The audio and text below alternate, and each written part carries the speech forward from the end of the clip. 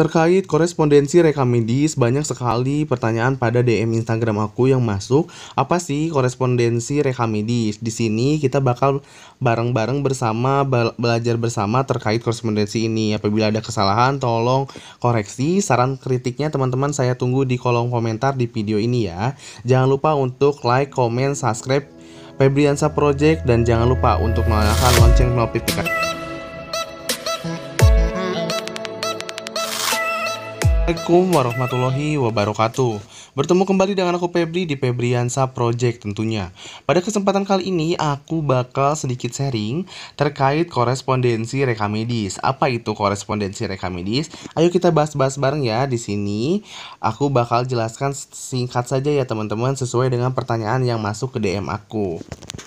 Korespondensi rekam medis adalah suatu kegiatan menyurat yang berhubungan dengan rekam medis tentunya.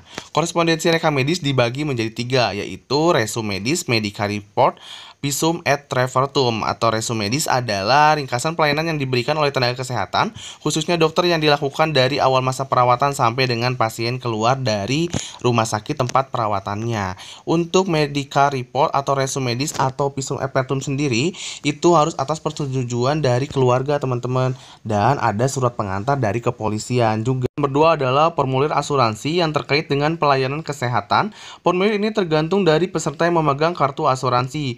Formulir asuransi biasanya tergantung perusahaan yang mengeluarkan atau menyelenggarakan jasa tersebut. Contohnya misalkan Prudential, BNI Life, dan yang lainnya teman-teman. Ini juga untuk kelengkapannya sama sih, diisi kayak formulir asuransinya, terus kelengkapan-kelengkapan lain yang memang dibutuhkan dari asuransi tersebut. Kemudian yang ketiga itu adalah keterangan medis untuk keluar. Contohnya misalnya teman-teman akan pergi menunaikan ibadah haji. Kemudian kita lanjut ke prosedurnya. Pertama teman-teman menerima resumnya yang telah dibuat oleh dokter. Kemudian resum yang telah diteliti kebenarannya diketik pada komputer dan dicetak minimal 2 lembar. Kemudian diserahkan resum kepada dokter yang merawat untuk diminta tanda tangannya.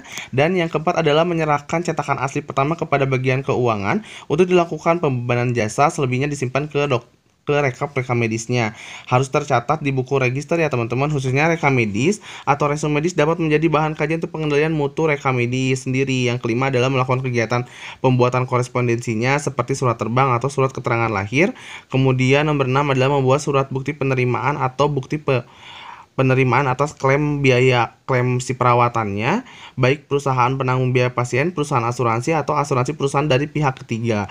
Yang ketujuh adalah melakukan pembukuan atas semua permintaan informasi kesehatan. Berikut adalah beberapa laporan intern rumah sakit nih. Yang pertama ada pasien masuk rumah sakit, pasien keluar rumah sakit, ada pasien meninggal di rumah sakit, itu terdiri dari meninggal lebih dan kurang 48 jam, ada pasien DOA, NDR, GDR, sama MDR.